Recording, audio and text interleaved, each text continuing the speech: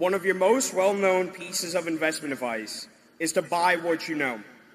Additionally, you said earlier, one of the main criteria for buying is if you could ever understand the business.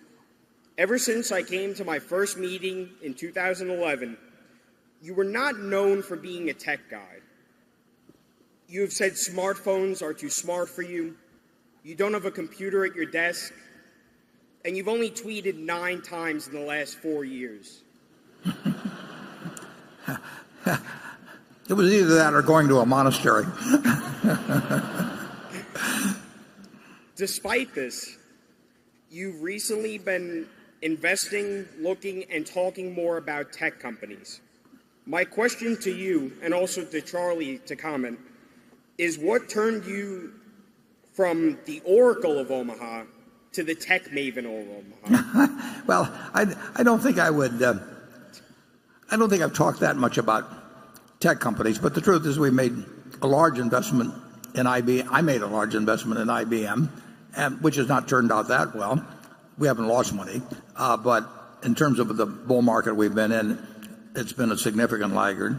And then fairly recently, we took a large position in Apple, which I do regard as more of a consumer goods company in terms of certain economic characteristics, although that it has a huge tech component in terms of what that product can do or what other people might come along to do to leapfrog it in some way. But I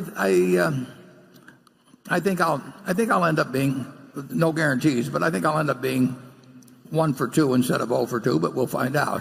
Charlie, I make no pretense whatsoever of being on the intellectual level of some 15-year-old that's got an interest in tech.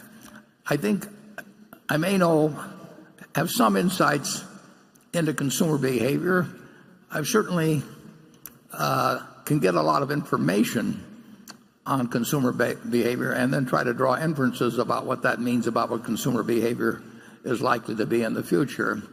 But we will find the other thing I'll guarantee is I'll make some mistakes on marketable securities, and I've made them in other areas than tech. So you'll not bat 1,000, no matter what industries you try to stick with. I know insurance pretty well, but I think we probably lost money on an insurance stock, perhaps, once or twice over the years. So you don't bat 1,000. But I have gained no real knowledge about tech in the last, since I was born, actually. Charlie? I think it's a very good sign that you bought the Apple. It shows either one of two things. Either you've gone crazy or you're learning. I prefer the learning explanation. Well, so do I, actually. Andrew? Hi, Warren. This one's a fun one.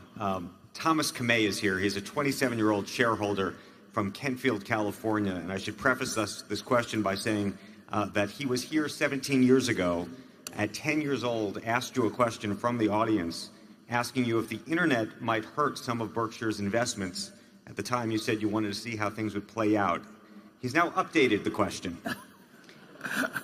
What do you think about the implications of artificial intelligence on Berkshire's businesses beyond autonomous driving and Geico, which you've talked about already? In your conversations with Bill Gates, have you thought through which other businesses will be most impacted?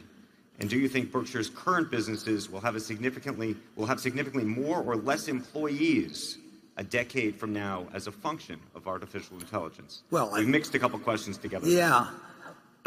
I certainly have no special insights on artificial intelligence, but I will bet a lot of things happen in that field in the next couple of decades and probably a shorter time frame.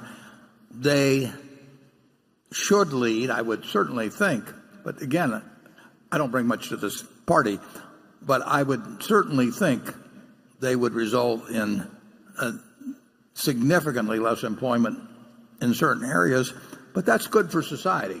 And it may not be good for a given business, but let's take it to the extreme. let's assume one person could push a button and essentially, through various machines, robotics, all kinds of things, turn out all of the output we have in this country. So there's just as much output as we have. It's all being done by, instead of 150 some million people being employed, one person. Is the world better off or not? Well, it certainly would work about less hours a week of work per week and so on. I mean, it would be a good thing, but it would require enormous transformation in how people relate to each other, what they expect of government, all kinds of things. And of course, as a practical matter, more than one person would keep working.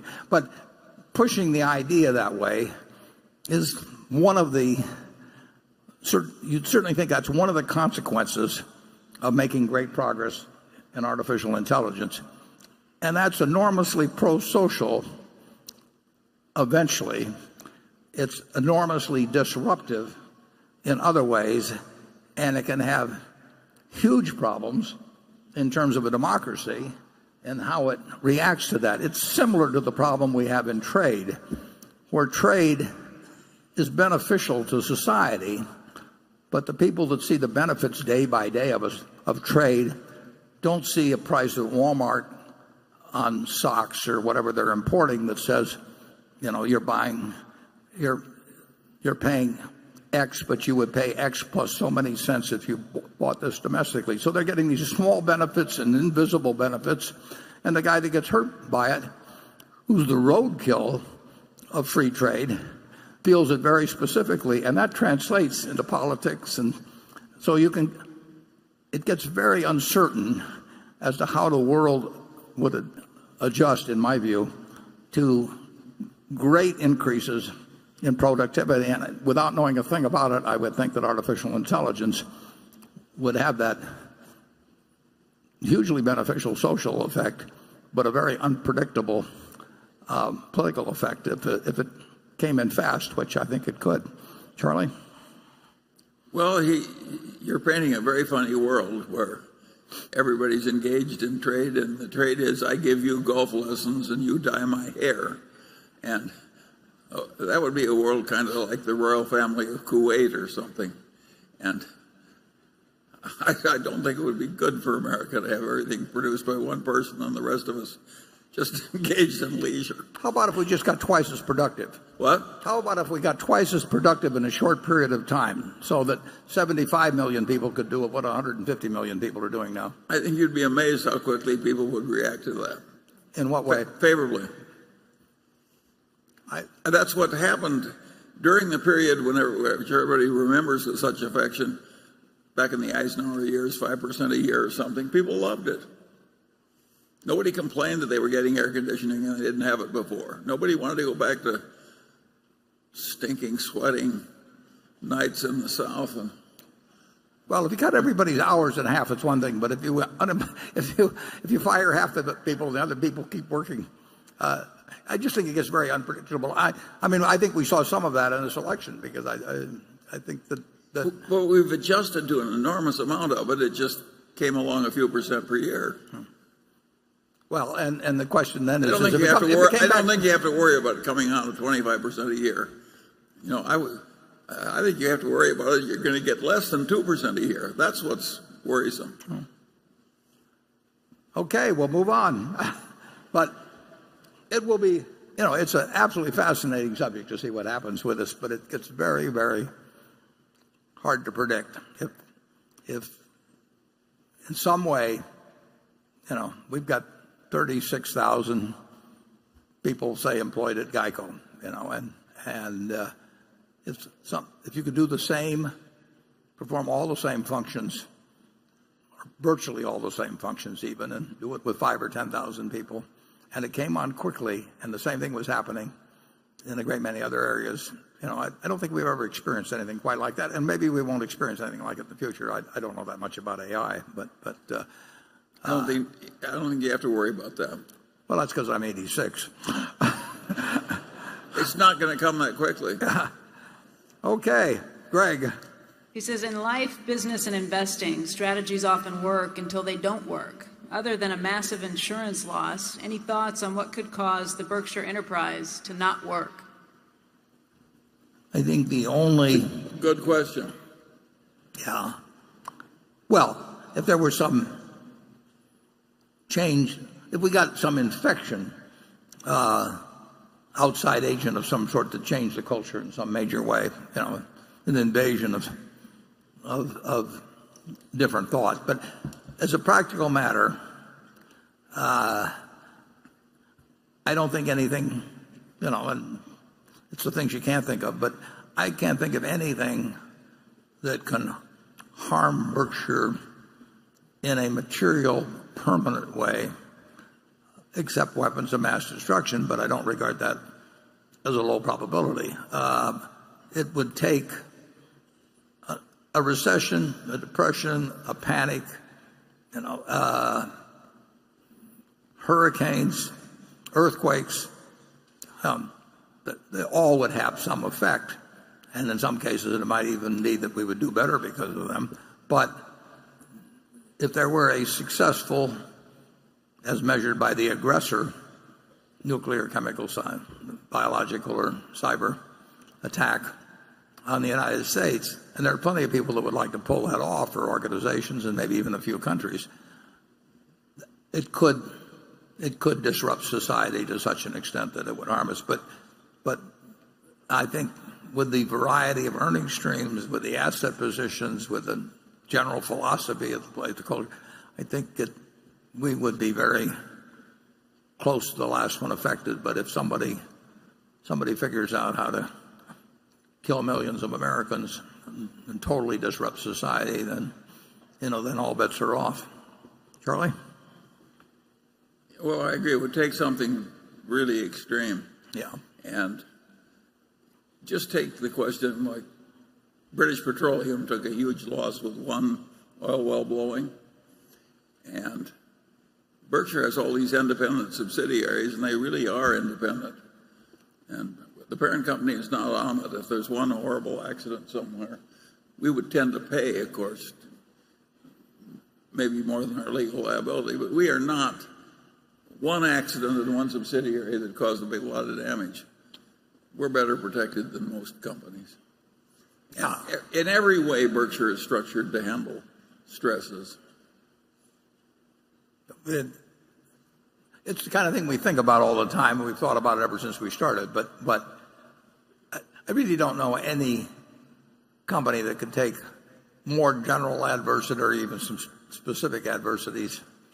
But if you get into what could happen with weapons of mass destruction, that is something we can't protect about. But if that ever happens, there'll be more to worry about than the price of Berkshire.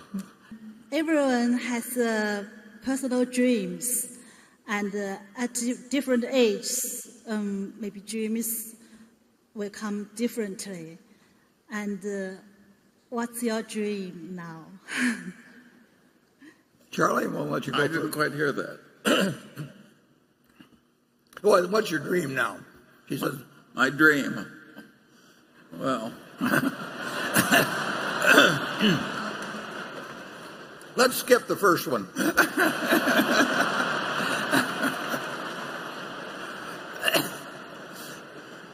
sometime when I'm especially wishful, I think, oh, to be 90 again.